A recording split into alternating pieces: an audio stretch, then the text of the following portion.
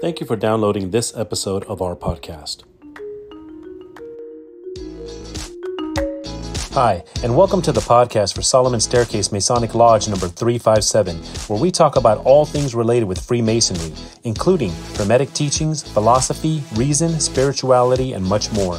We're located in Buena Park, Southern California. Tune in as we continue to update our podcast with informative talks and articles for Masons worldwide and those who would like to inquire within.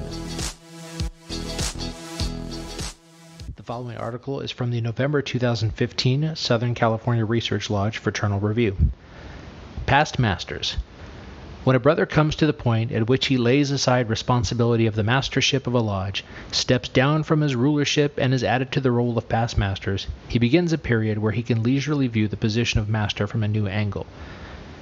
Previous to becoming an installed master, he was merely the aspirant for the office, but having occupied the position of master and being now relieved of its anxieties, he reflects on the position and surveys the range of its influence in a way he never could before.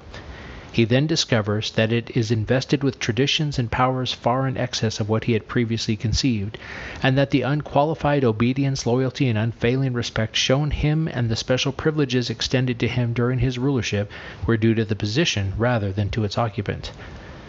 Thus, having completed his term as master and passed the insignia on his exalted position onto his successor, he is now numbered with the past masters of the lodge, a kind of unofficial bodyguard, with no specified duties assigned to him, and yet with the understanding that he must hold himself in readiness to answer any call for assistance that may reach his ears. The extent to which past masters count depends very largely on their personality and character, and whether by counsel, good leadership, and efficient administration they have won confidence and esteem. Having themselves occupied the master's chair, it is incumbent on them to uphold and support the present master, and to do all in their power to radiate a healthy influence and inspire the rank and file of the lodge with the spirit of goodwill. Their past experience as masters and their accumulated Masonic knowledge should make them invaluable to the lodge. Past masters largely determine the character, spirit, and success of a lodge, and its influence will depend much on their experience and considered judgment. Happy is the lodge which has a united band of loyal and devoted past masters. And this article is from Masonic Information for Stated Meetings, Volume 1, page 16, by Jack Levitt, Grand Master of California and Hawaii, 1986. The following article is from the June 1999 Scottish Rite Journal of Freemasonry, Southern Jurisdiction, USA. The Old Past Master, Understanding, by Carl H. Claudy, 33rd degree. A classic Masonic writing offers insights for every age. I've been a Mason for a year now, remarked the young brother to the old past master. While I find a great deal in Masonry to enjoy, and like the fellows and all that, I'm more or less in the dark as to what good Masonry really is in the world. I don't mean I can't appreciate its charity or its fellowship, but it seems to me that I don't get much out of it. I can't really see why it has any function outside of the relationship we enjoy in the lodge and the charitable acts we do. I think I could win an argument about you, smiled the past master. An argument about me? Yes. You say you have been a Master Mason for a year. I think I could prove to the satisfaction of a jury of your peers, who would not need to be Master Masons, that while you are a lodge member in good standing, you are not a Master Mason. I don't think I quite understand, puzzled the young Mason. I was quite surely initiated, passed, and raised. I have my certificate and my good standing card. I attend lodge regularly. I do what work I am assigned. If that isn't being a Master Mason, what is? You have the body, but not the spirit, retorted the old past master. You eat the husks and disregard the kernel. You know the ritual and fail to understand its meaning. You carry the documents, but for you they attest but an empty form. You do not understand the first underlying principle which makes Masonry the great force she is. And yet, in spite of it, you enjoy her blessings, which is one of her miracles. A man may love and profit by what he does not comprehend. I just don't understand you at all. I am sure I'm a good Mason. No man is a good Mason who thinks the fraternity has no function beyond pleasant association in the lodge and charity. There are thousands of Masons who seldom see the inside of a lodge, and therefore miss the fellowship. There are thousands who never need or support her charity, and so never come in contact with one of its many features. Yet these may take freely and largely from the treasure house which is Masonry. Masonry, my young friend, is an opportunity. It gives a man a chance to do and to be, among the world of men, something he otherwise could not attain. No man kneels at the altar of Masonry and rises again the same man. At the altar, something is taken from him never to return, his feelings of living for himself alone. Be he ever so selfish, ever so centered, ever so much an individualist, at the altar he leaves behind him some of the dross of his purely profane makeup.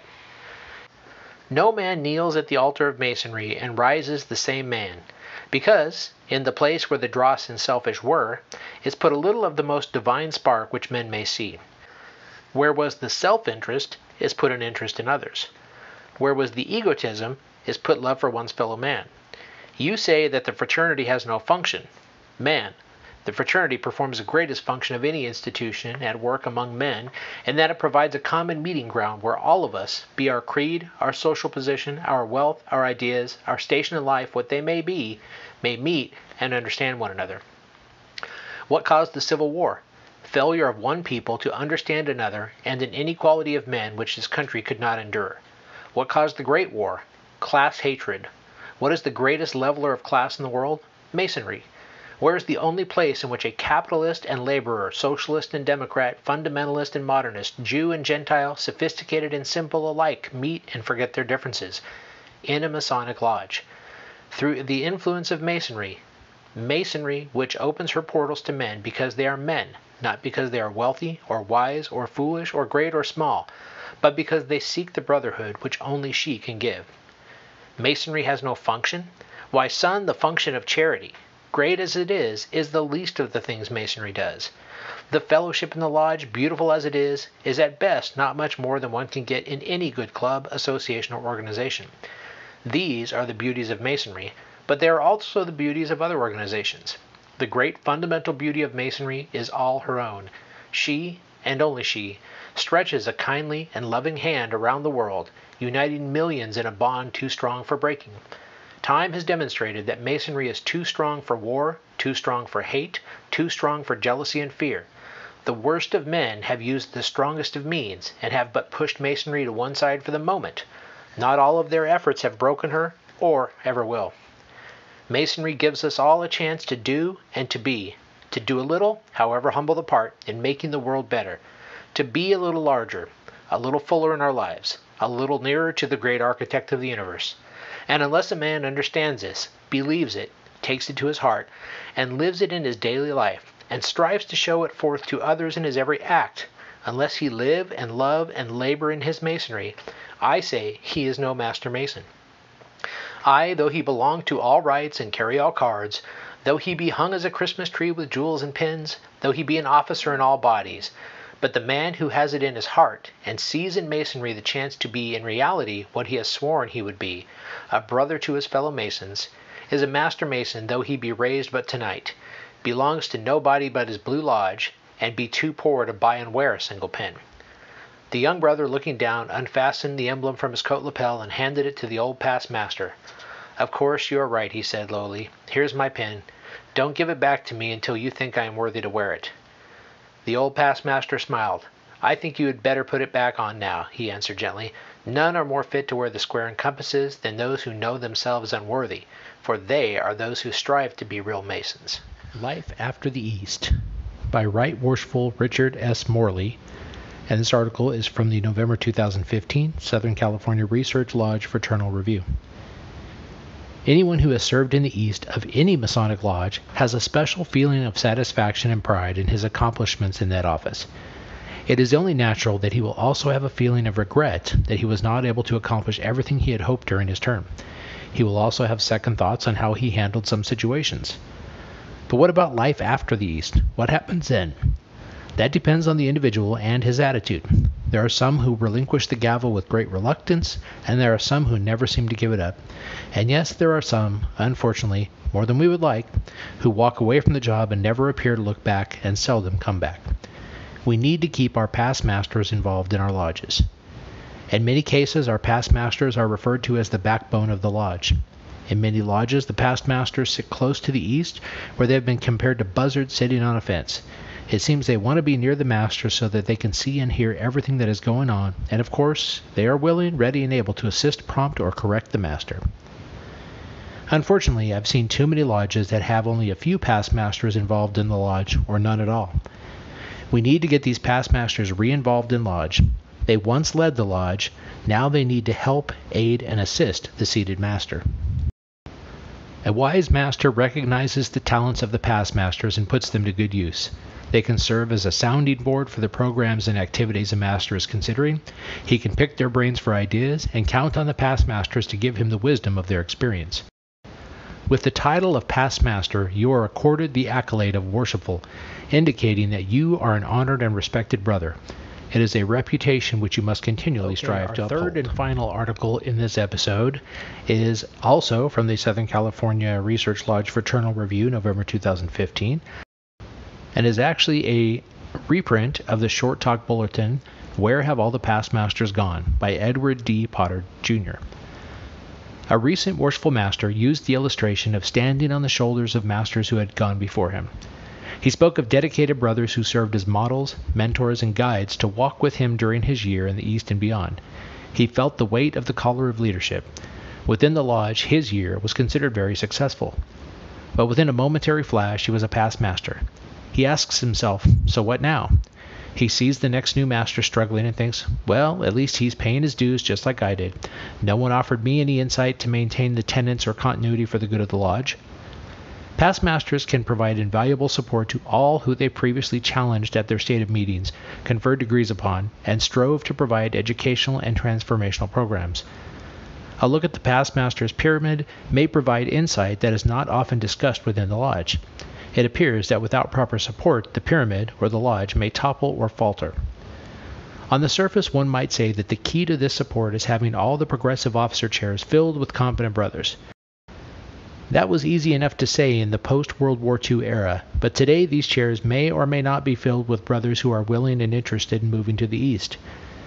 There's an assumption that if one is shown what to do several times, everything will be okay in the ritual, business of the lodge, funeral services, etc. We all know that it takes much more than this.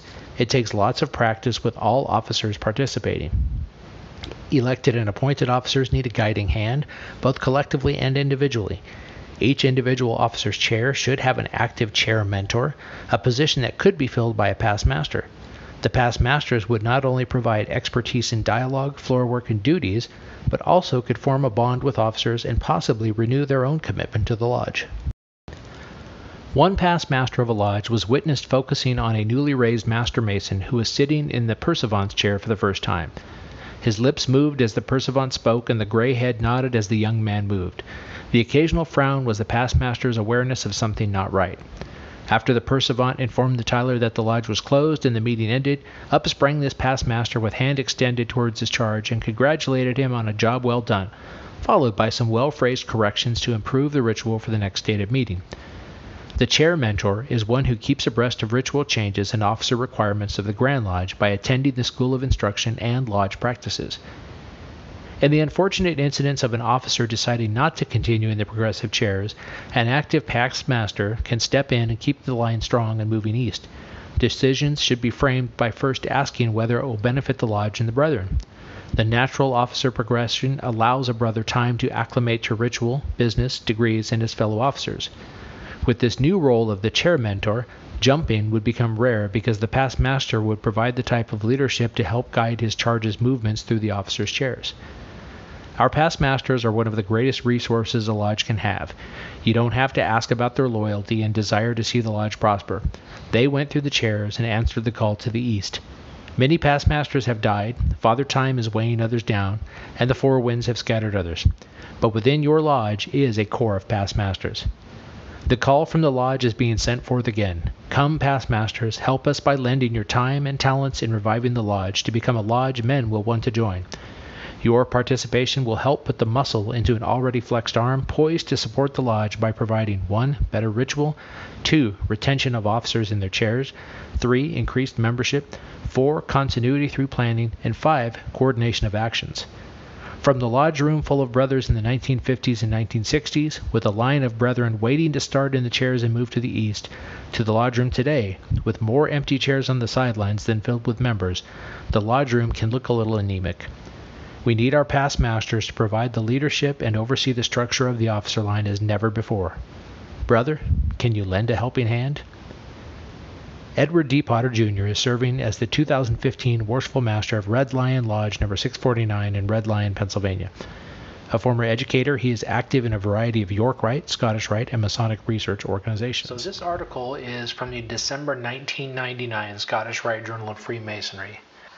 And I really enjoyed this article, and it made me kind of think back on some of the Masons that I know and have known that have laid down their working tools.